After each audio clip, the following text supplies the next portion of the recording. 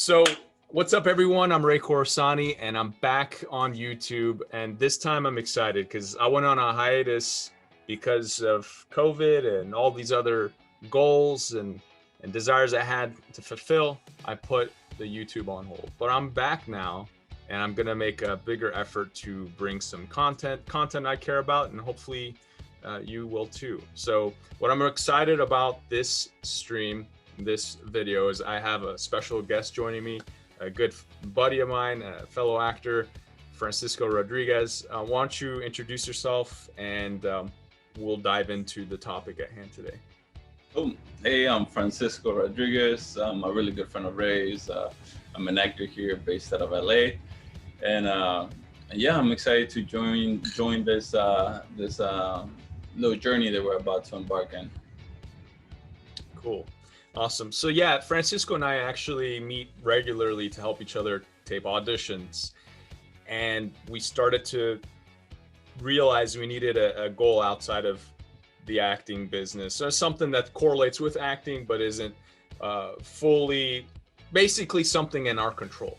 And what you eat and what you do on a day-to-day basis is totally up to you. So we realized, hey, why don't we bring together both goals together, fitness and acting, and see how we can use that, grow, not just from a physical perspective, but also we both know mentally we just feel sharper, feel better. So we've established fitness goals. Let's jump into you, Francisco. What is your fitness goal? Why? And let's start there, and then I'll kind of guide you through some of the other questions I have. Yeah, so what, I mean, just like anybody, right? Like, we're getting older, and we talked about this last time when we started to do this, how one, I was just not happy how I looked. Like, I've always been an active individual. It's always been like my hobby just to work out. It was never even to the way I look. It was just something I did all the time.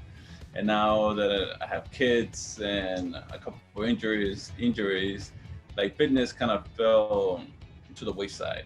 To kind of say, like, literally it fell to the wayside and gained a couple of inches on the waist as well. And it just, like, one day just dawned on me, like, one, I'm not happy the way I look. I don't feel good, and I think it is affecting our work, right? Because we're like a package, and there's nothing wrong with people being different sizes. I mean, it's normal. Some people are built different, but my package has always been of someone that's fit, and I feel like going away from that is kind of going away to how I market myself or the roles that I would go out for. And yeah, I just feel like there's so much that's out of our control in this industry as actors. You never know a good job. And we talked about this, like, we have to take control of the things that we do have control over. And for us, fitness is something that we can't control. So, like, one of my goals for this is, like, I've never had a six-pack, I've never had a six-pack. I've had, like, a flat stomach. I've had, like, the 4-pack. I've had that, but, like, I don't know. It's kind of like what do you call it? What's the saying when you're, like, vanity, right? I've never had, like, sorry, it's my dog. I've never had a six-pack, so I'm like, why not try it when I have 2 kids, have no time, and I have a crunch at it, So why not try it when it's the hardest, I guess? And right now, I just want to give it a go. So yeah, it's kind of like a badge of honor to get a six-pack. And the one thing about it too, I remember when we were working on our auditions in person, I would say, you're kind of falling in the middle, right? If you're not in great shape, you might as well maybe even go the opposite route. Like, I know some actors who work a lot, and it's because they have, like, that beer belly. And I even kind of hinted, hey, like, I'm not shaming you here, but let yourself go a little bit. And you were like, no, like, I don't want to do that. And I was like, okay, fine. So then go that other direction. And the first round that I got my six pack and I got in great shape, my workouts were only 20 minutes long. So it was just 20 minutes of intensity. I was doing HIIT, I was doing the keto diet too. And you were only doing that once a day? Yeah, 20-minute workouts. It was 20-minute HIIT workouts. And then once I got that routine down, I started to incorporate cardio or sprints. And that is also only 20 minutes. So I would alternate days. One day I would do a HIIT, the next day I would do sprints. And for me, it was pretty easy to do once I kind of got over the hump of my lungs being able to handle the sprinting or the HIIT style of working out. You're taking like 30-second breaks in between each superset. So pain? Yeah, it was pain. And I'm supposed to do like 3 to 4 rounds. So the first week it was only 1 round, just doing it, right? And then once you kind of build the habit of doing it, it starts to become easy. You could start to challenge yourself more, throw in some resistance bands. Everything I was doing was body weight to avoid injury. Yeah. And so, yeah, I'm glad you're on this journey, because you're among a small select group of my friends who have that frame, broad shoulders, and if you did get that physique, doors would just naturally open to you. It's a smaller pool of actors who can act and who have that physique. And then once you have it too, and you have the photos, you can downgrade to a 4-pack and just maintain that year round, right? Yeah, no, I know. Yeah. I mean, we talked about it, right? With the actors at a certain age, like Frank Grillo, Frank Grillo. Yeah. I'm telling you, if you've not seen Boss Level, I have. I saw a little bit of it last night. It's just insane. Ridiculous. I mean, I'm pretty sure with him, once you get to that level, they get the help from the studios and meals provided for them. They don't have. There's very little resistance in their world. But also when you become fit to that level, your body starts to kind of move effortlessly, kind of almost like a machine. Where I did a sprint the other day to my car just for fun, and I was feeling good, I was feeling light. But it's not even so much the working out that made me feel that way. It's me cutting out the junk food, because when COVID hit, my other YouTube channel was Signature Dish, where I was going to replicate the indulgent meals that other places made. And I still could do that, and I could still enjoy, eating various foods. For me, it's like the spice of life, but it doesn't have to be processed junk. Right. Well, I mean, that was a part of the video, right? I mean, that was the point. Food that you can make at home that tastes probably better than what you buy at a fast food restaurant, right? So, Okay. So your goal is the 6-pack. All right. Now I'm curious, based on what you know, and you were big into CrossFit for many years. So that's kind of where like your exercise experience was derived from, or how do you feel about CrossFit now, and what's your involvement with them?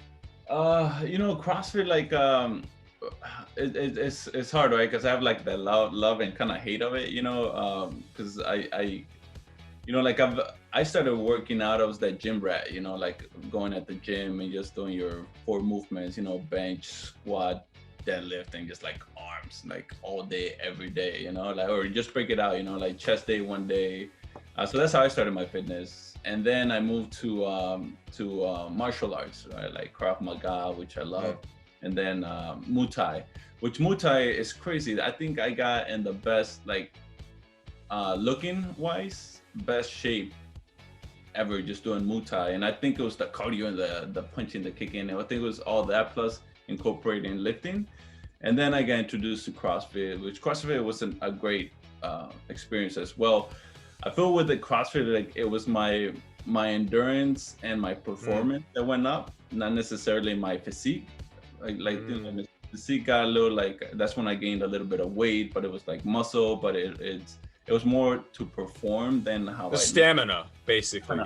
Stamina. And yes, it was like stamina while lifting heavy. Why weren't you shredded? Was it because of your diet? What was it that was, because typically CrossFit people that are that hooked. Yeah, but what's the people that you see that are ripped and like, boy, dude, that's, I mean, not to knock it, but whoever tells you that they're like all natural, that's BS. Yeah, it's not, you know, like I know when I went to CrossFit and I know that guys who were doing it like all natural, they could run like 3 miles, come deadlift like 100 times and then go box jump and they weren't ripped, you know? And it was because they needed all that fat for the strength, you know? So it was like you build the engine, right? I mean, I think, it is possible, but it's like once you get to the really heavy stuff that to be competitive, you know, that my coach at CrossFit was competitive, you know, he went to the Open a couple times. He wasn't like completely ripped, but then after a couple of years, he couldn't keep up with the CrossFitters because they're, I mean, I don't know, that's all politics and stuff, you know, but it's so I couldn't because I was, for one, that wasn't my pursuit to get ripped when I was in CrossFit. It was like, oh, I want to like, you know, my snatch, I wanted to go up, you know, and in order break records and stuff. Yeah, you know, at my PRs, I needed to like gain a little bit of weight, and it was just because I was eating, and I was eating healthy. You know, my gain weight wasn't through junk food. It was just like I was eating good quality food, you know, while lifting. You know, interesting. But yeah, so that's the thing with CrossFit. But taking everything from everything, you know, I think that's what I'm going to use this time around, is, you know, doing HIIT, you know, as much as I can, and incorporating cardio and whatever I have at the house to lift, you know, more resistance, because now it's not about the size, it's more about the cutting, right? Yeah. So strength is kind of going a little bit on the west side, on the waist side. Yeah, and I think we've talked about this before too, where when we go on our journeys, we're on a similar journey, but we're taking different paths from, you know, because anything can work for you. Paleo, vegan, vegetarian, I mean, you name it. It really comes down to, for me, one of my favorite books is by Mike Matthews, and it's Bigger, Leaner, Stronger. And he kind of nails it. A lot of fitness people pretty much sum it up as this, you know, calorie deficit will get you shredded. Calorie surplus will help you build muscle. You can do both, but it's really hard. Yeah. Really, really hard to do both at the same time. You know, slow gains, and it's hard for people to have that patience to really see that. So for me personally, what I've enjoyed most is Keto Diet, just because I love to cook, and for me, fat has flavor. So I'm a big believer that you got to pick your poison, either fat or carbs, and when you combine the two, I mean, you could still probably pull it off, but you have to do like double the cardio. And personally, I don't love cardio. I don't love it. I mean, that's just what it is. Right now, I'm doing my cardio on the bike, and when the gyms open back up, I'll be doing the treadmill. Yeah. So, okay, we talked about your fitness goal, 6-pack. Mine is the same. I'm striving for that 6-pack. Want to get it back. And then, when will you achieve them realistically? Oh man. Let's start with, what is your physique now? Like, what would you call your physique? I don't know. Like, because that comes into like it depends, right? Because like someone looking at me from the side might be like, oh, you're like a little above average, you know, like I'm not like rolls hanging out, but for me mentally, I'm overweight, right? But for someone might be like, oh, dude, you're not overweight at all, you know, like you're average or above average, you know, like I have a little bit of definition, you know, just not what I'm used to. So I don't know. I would just say I'm average right now, a little above average as far as. All right, so to jump in to be a little bit more specific, because we will eventually show like our before and after photos, but I would be as specific as saying, okay, there's 8-pack, which is, you know, the 5% people. Then, you know, you have a 6-pack with some striations. You can see, you know, a really, really solid 6-pack without flexing. Then it's like a 6-pack. Yeah. Then it's a 6-pack that you see when you flex. Then it moves up to 4-pack, then it moves up to 2-pack, and then it moves to just a flat stomach. And for me, the flat stomach is, to me, at least, I feel like men have it defined when your pecs stick out more than your belly. To me, I think that's, even if you don't have a 6-pack, but if those are your proportions, that's pretty good. And we're talking about just the aesthetics of fit. Yeah.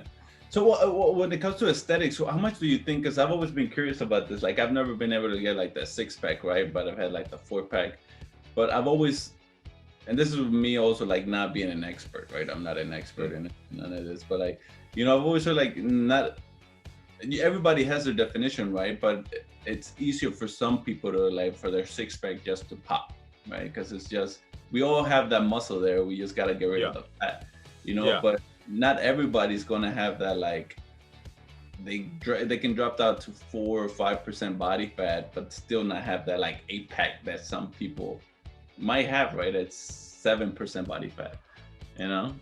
Oh, by the way, you're blurry when you lean back there. Yeah, that's your money shot. So honestly, I beg to differ. I don't know anybody who's below 10% body fat who doesn't have a 6-pack. But, and again, a lot of people assume that they're lower body fat than they actually are until they get like scanned. Now, you're also right though, in the sense that you can't spot reduce. Some people are like, oh, I'm just trying to lose some fat here, but no, your whole body's going to lose fat. And my biggest criticism that I'm going to get, and I already know one day when my mom watches this, she'll maybe have a better understanding. But for me, when I get shredded, my cheeks sink in. I'm like Willem Dafoe, like these sink in, and sometimes I'll get criticized. People are like, are you eating? And yeah, I am. And you know, I think look at some boxers. Yeah, but I think that's any ethnic parent, right? Like my mom, like right now, she'll be like, oh my God, like last time I talked to her, she was like, oh my God, your cheeks are so full, you're so healthy. You know, it's like, you know, whenever you lose weight, it's like, yeah, you know, you get a little bit more defined. And I've gotten that thing too, like, oh, you're not eating well, that can't be healthy, you know? Right. That's when I know I'm on the right path.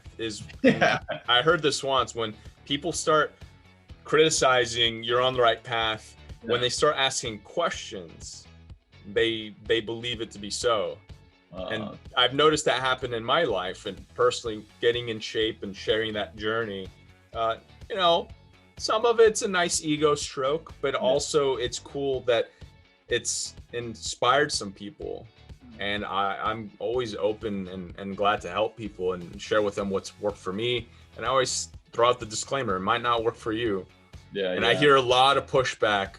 I've heard a lot of pushback with people when like keto comes up. Keto now is accepted a lot more than it was when I started doing it like 8 years ago. And I've been on and off, and I plan to carb cycle. I love carbs, and I'll eat my cheat meal like donut. I'll eat a donut and pizza and stuff, but I satisfy my cravings with keto, so I'm happy there. Now, do you think like intermittent fasting is where keto was a while back? Intermittent fasting is, well, intermittent fasting is actually, I haven't ever heard of pushback with it. The only pushback that seems to come with intermittent fasting is when if you're doing it and you happen to be spending time with someone that wants to eat, they'll make you feel guilty or like uncomfortable that they're eating and you're not. Yeah. So yeah, I haven't really heard too much controversy with it. Now, there are some people that have peddled like these long, like 7+ day fasts, and like I don't, what's that? Dry fast?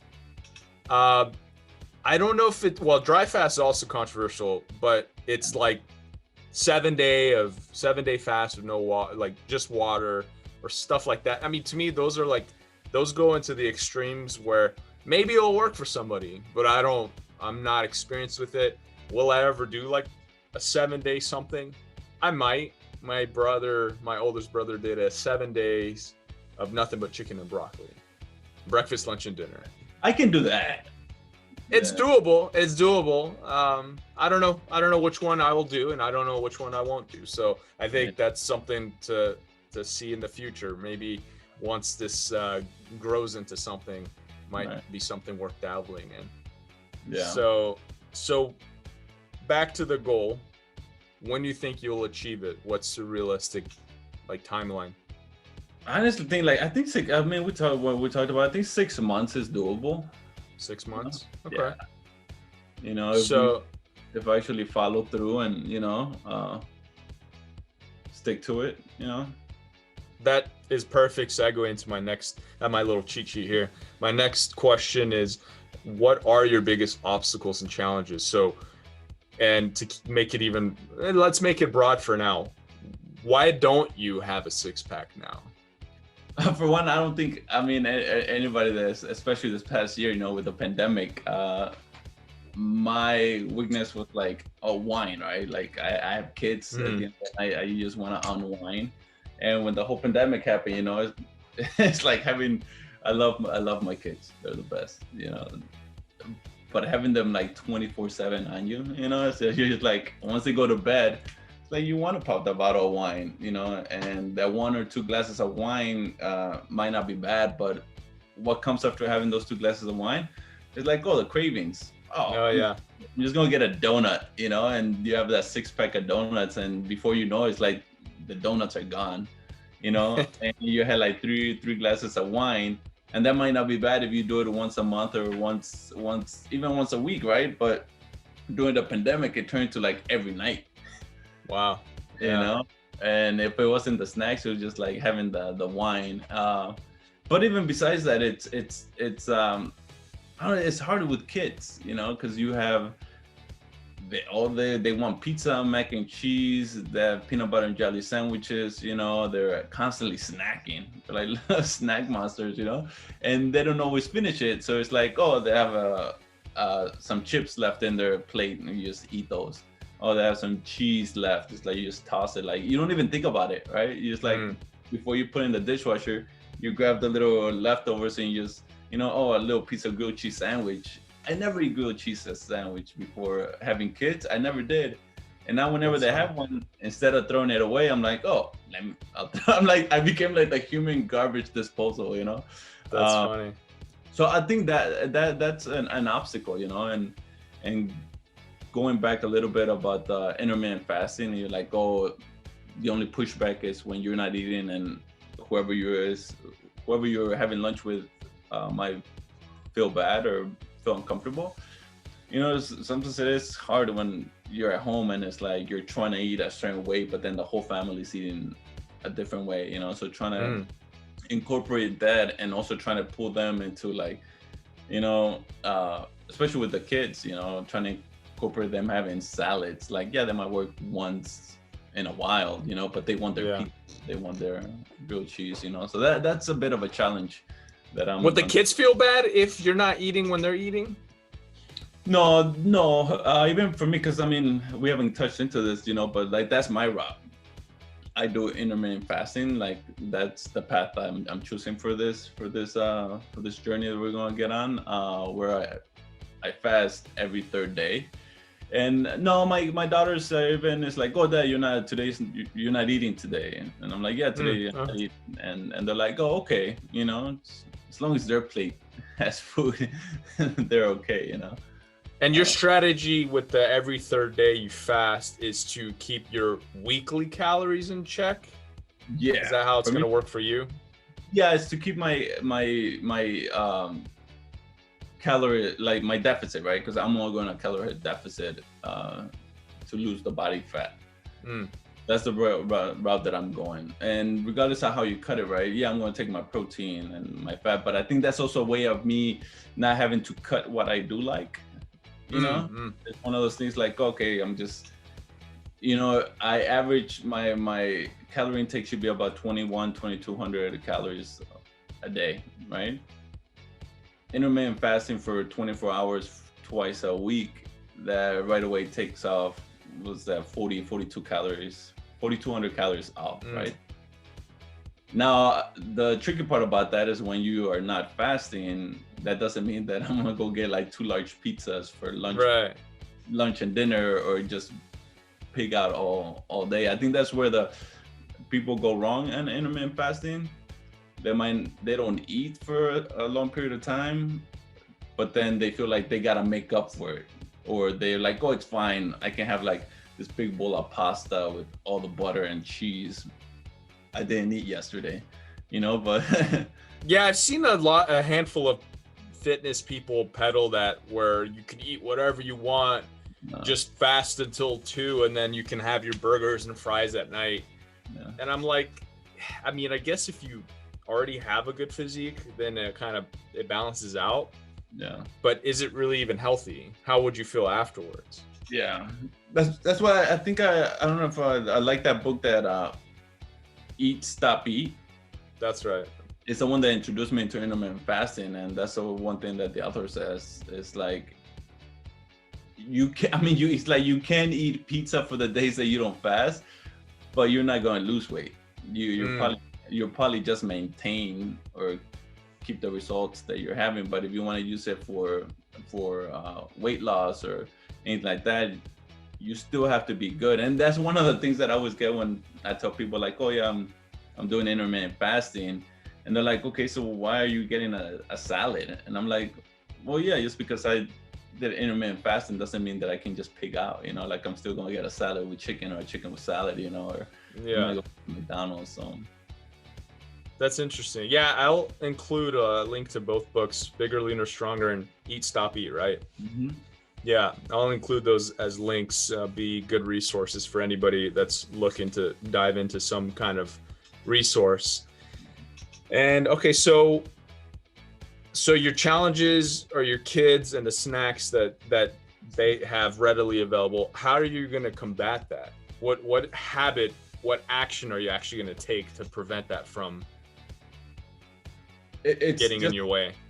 It's setting a goal, right? It's I'm pretty self-driven. Like if I have a goal or something that I want to accomplish, I can do it, you know. So the challenges are not even challenges, it's something that I just kind of got used to, but it's one of the things like, okay, I need to get it in check, you know, like alcohol, you know, a lot of people are like, oh, I don't know if I could just give up drinking even on the weekends, you know, but I just make up my mind. Yeah, I just make up my mind like, all right, like I think I'm gonna stop drinking this month, and then I'm done. I'm not drinking that month, and that's the end of it, you know.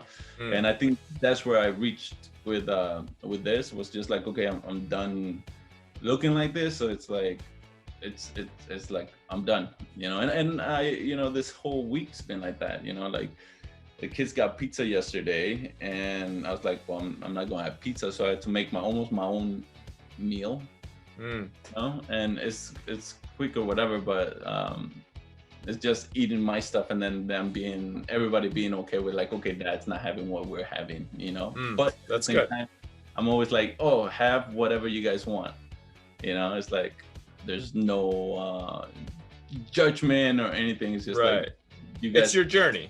Yeah. I think that's cool. It's communicating with family and loved ones about what you're doing, and hopefully they're on your side. And if they're not, you have to figure out a way to just do you. Yeah, but I think it's easier, right? I think it's one of those things where it's either them seeing you going through the journey also makes people around you like kind of like second make better decisions. Yeah. Right. Or it's one of the things like I don't make it tough for anybody either, right? I'm not like, oh no, we can't eat there because I can't have anything there, you know. It's which is why I also like intermittent fasting, you know, because if for whatever reason we have an event or something like that, or I can always move my fasting to another day and be like, oh no, I'll make up for it. I'll eat today and I'll change it for tomorrow or something like that, you know. But sounds like that makes life more enjoyable, so that makes sense. Yeah, for me too, regarding you know, challenges, I enjoy having a drink. I love old fashions. And yeah, I mean, if there was a guy that went around his neighborhood and opened up recycle bins, this was like post-pandemic, and there was literally filled with liquor bottles, wine bottles. Alcohol sales are through the roof. This Japanese market I go to, they redesigned their entire store to feature more alcohol. Yeah. The profit's probably going to go up. Yeah. So yeah, you know, for me too, my biggest obstacle is putting off the workout, and then by like 3 or 4 p.m., if I'm tired or burned out, it's really hard to get on the treadmill or to, you know, do push-ups or whatever my workout for the day is. So I learned to like make it a priority early on. And then I came across an article in Success Magazine back in the day where there's a CEO said there's things in his life he doesn't negotiate with himself. And one of them is working out. It sounds like for you, that's what you did with like alcohol. Like you just don't allow it. It's like, it's done. That conversation's over. You move on to the next thing. So that's good. Right, but I can't do like forever, right? It's one of the things that it's also like the you give yourself like, oh, it's just for a month. It's just like month or 2 months that I'm not. Yeah. This one would be like, for this one, it's like I'm letting myself like maybe have like a glass on the weekend, you know.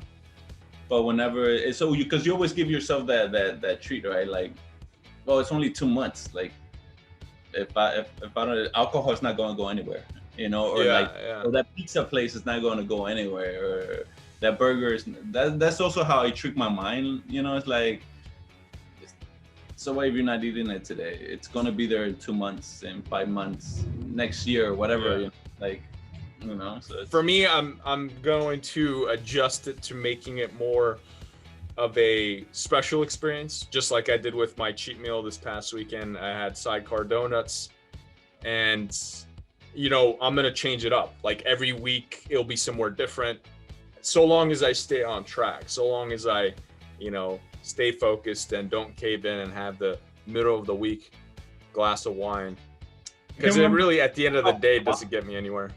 Did we talk about why you decided to jump on this like why you why my reason for getting back into shape and getting a six-pack? Well, I've never been at 8%, and this original journey to fitness was like a goal to get to 8%, and I think I'll get there as a byproduct of just adapting my lifestyle to just be in good shape.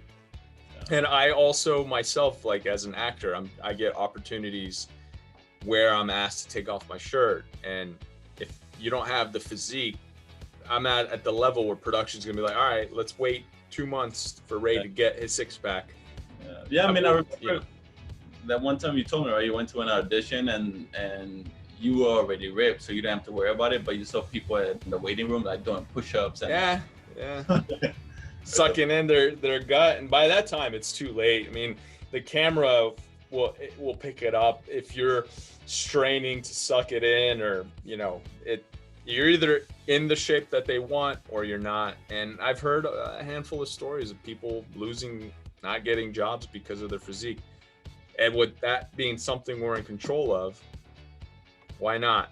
And you know, I've inspired some family members to get in shape and stay in shape, and I want to be back at their level now. And my dad's working out like 5 days a week, and that's as a result of me getting in shape. And that's the best way to inspire people is by taking action, and the proof is in the pudding. That stuff, you know, it all plays out, and it's true. And so I want to get back there, and then once I'm there, I will, you know, add another goal or milestone to strive for, to get after. So and I felt great, you know.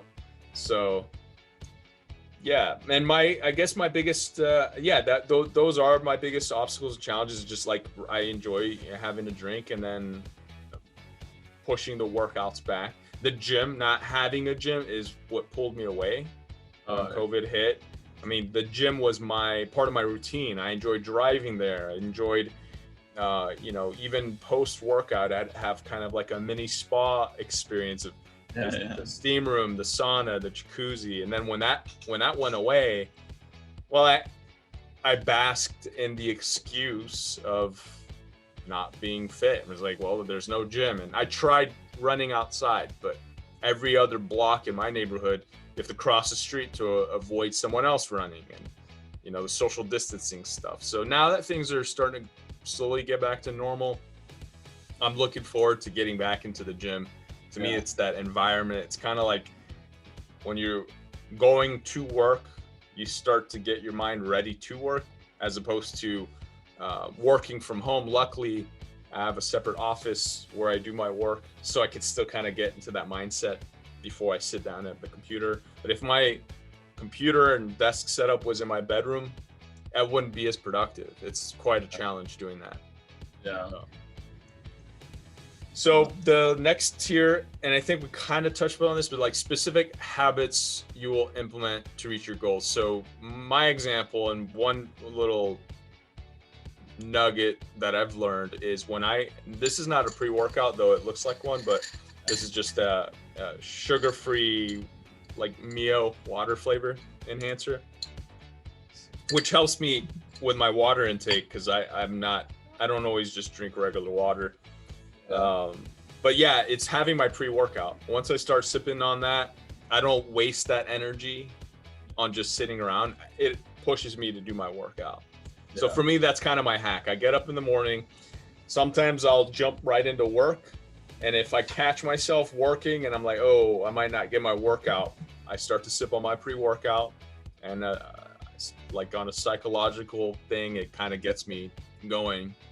And I have like a part of my dining room area has been partitioned to turn it into like kind of a home gym.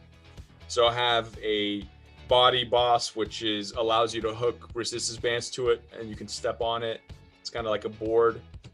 And then I have like hooks I installed into my wall, so I can hook the resistance bands on those. I did that. But yeah, and then I also have like a stationary bicycle. And my newest hack now is I have Smash Brothers on the Nintendo Switch. I love playing it, but I won't allow myself to play it unless I'm riding my bike. I can play it again because I already got my workout done, and if I get my other work done for the day, I can play. But I found that that's become the most effective, where I'm gonna get my 30 minutes of cardio in, because by minute 10, I forget I'm even biking, and I keep track. If I start to like, my legs don't move that fast, I pedal and get back into the groove. Yeah. And it's a mindless game. Like there's some strategy to it, but you're smashing buttons. Yeah. So that's worked for me. What about you? Is there something you're doing to make sure you're getting your workouts in? How do you adapt around your kids' schedules? That's crazy, because I've always been the mentality, like, and maybe I'm just like, as I tend to, it's not a good trait, right? That's why I really like people like David Goggins, because it's almost like just shut up and do it, right? Doesn't matter to come up with any excuse or anything. That's why when I was actually trying to be a personal trainer when I was younger, like I would go to the gym until everything hurt, right? So whenever I took that mentality into training people, so like, yeah, whenever I would train people, the reason they would stop even wanting to train with me because it was like, dude, my body hurts tomorrow. Like it hurts. I don't want to do it anymore. So like for me, it's just one of those things where I just get up and do it. When I would go for a run, it's like I just get up, don't brush my teeth, don't brush my hair, just put on the thing, stumbled out the door, and just you'll feel better 3 blocks away from the house, and so that's like my mentality when it comes to like working out. Like you, like I have a bike, and I don't watch anything or a movie or anything unless I'm on the bike. Like that's my go-to. Like I'll get on my bike and I'll put my phone on my laptop and my headphones, and that's when I watch something. And with as far as when the kids, if I can wake up early in the morning, like 5 in the morning, then I just come downstairs and it's the same thing. I just stumble downstairs, go to my garage and jump on the bike. Don't stretch, like I just warm up on the bike, and then once I feel warm, then I start hitting it hard, and then 20-15 minutes into it, it's like all the endorphins kick in and you get at it.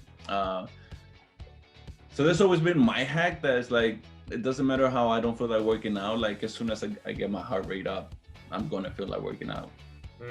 Right? And if I don't have time in the morning, I do it at night, you know, as soon as the kids go to bed. I mean, they're in bed by 8 p.m. So by 8:30, in the garage working out, watching a show, or studying a scene or doing something, right?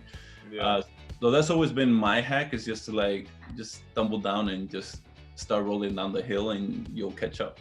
You know. It sounds to me that now that we're doing this, and it's basically going to be broadcast, and people in our social media networks are going to know, that might just be what was necessary, right? Because then like you could fall off the wagon and have like wine and 6 donuts, but then when we have our follow-ups, when we have these goals, mutual goals, where, you know, some of our mutual goals are to take editorial style photos for our social media. We want to collaborate in filmmaking and tell stories. We want to be able to have opportunities to audition for more roles, and that will naturally expand when you have a physique that other actors don't. Yeah. Those doors do open. So it sounds like this is basically going to be like the checks and balances that you need. Like, I know it works for me, because the 3 times I got in really good shape, the first 2 times were surrounded with bets. Yeah. I had bets where if I didn't get the 6-pack, I would lose money, and if I won or attained that goal, I didn't gain money, but I would end up with the body, right, and hand. And then the second time, I had a bet with 2 of my friends, and I lost, but I still had a better body leaving the competition, so to speak. Yeah, and then I realized too some of the weaknesses, some of the things I was doing that wasn't quite working, or I was actually probably working harder than I needed to. There were some tweaks in my diet, because I did keto, but I was doing something known as dirty keto, where you're eating bacon and all this stuff. And keto helps a lot of people because you naturally drop your calorie intake if you're if you're a carb fiend, and then you switch to keto, you're going to drop in calories. But if you dip your bacon in butter, then you're not going to go anywhere. So clean keto this time. We're getting close to an hour, so let's kind of wrap up. Yeah. We will be doing a follow-up session intermittently, maybe throughout the year. Maybe this become a regular thing. We'll see. I think the results will kind of help dictate that as we start to grow. We're tagging each other with our cheat meals, so that, you know, if you have more than one cheat meal, it's kind of like an accountability thing. So any closing thoughts or things you want to share before we call it? No, I just wanted to, like, before I forget next time, like what you were saying about, you know, you say you were making the bet, and at the end, even when you win the bet, you get money and the body, right? And if you lose the bet, you still end up with the results. And that's the thing about it, right? It's like your body kind of shows up like how you take care of yourself, right? And you're gonna feel better the more you use it, right? And the more you take care of it. So it's one of the paths that it just helps. You know, it's like it's all habits, right? It was to take about almost a month of doing something, and it becomes a habit. You know? Yeah, James Clear talked about in his book that I really like, Atomic Habits. It takes about 66 days for a habit to become like so ingrained that you don't really even have to think about it. It just becomes part of what you do. Yeah. You know, it's just getting started, you know, and I think that's where we're at right now, right? It's just getting, it's like right now it's us stumbling out, about to get our shoes and go out for a run. It's like the beginning of the journey, you know, it's just doing it. Cool. Well, I'm excited to share the experience via on this journey with you. I'm excited to share with anybody who will watch this, who is trying to make a change. Share, comment, subscribe, all the good stuff. And if not, it's just us, right? We'll watch our results. Yeah, I mean, that's it. This is for us, for when we're, you know, when we're in our late 40s, we're reflecting back on what we did and how we spent our time. And I think this is a good use of time, honestly. I mean, it's a Monday, 7:30, wrapped up my work day, and this is a great way to end the day in its entirety before I start to kick back. So good stuff, Francisco. Thanks for joining me. No, And thanks. that is our. All right, guys, that's the video. We got cut off as my first time doing a Zoom recording, so my timing's a little off. I'm just now getting back into the fray, video editing, getting on camera, not just for auditions, but to create content, put some content out there, and I'd like to continue to tell stories and share my experiences, stay on a journey. For the last year, I was on this journey of just getting organized, getting routines together. So here we are. If you've made it this far, thanks for watching. Please subscribe, hit that thumbs up button, maybe put in a little comment. And if you haven't started a journey, go ahead and start one and let me know what it is. If it's fitness, that would be cool too. Until next time, peace.